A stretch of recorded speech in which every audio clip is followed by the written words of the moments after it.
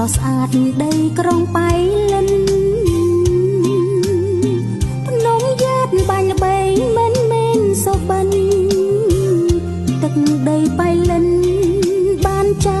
ទុកក្នុងសាវតាភ្នំយ៉ាតគឺជាទឹកដីត្បូងពេជ្រយើងចាំមិនភ្លេចភ្នំយ៉ាតបារមីទាំងទាំងប្រងទាំងស្រីទៅដល់លើកដៃសុំសេចក្តីសុខគ្រប់គ្នាអង្គអោទេសភាពធម្មជាតិភ្នំយ៉ាតគុំពូលភ្នំស្អាតមានព្រះវិហារ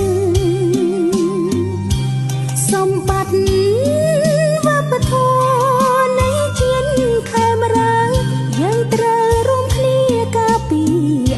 បានភ្នំយ៉ាតជាដំបនផ្អេងតែងក៏ភួនខ្មែរគ្រប់ជំនាន់យល់ដំ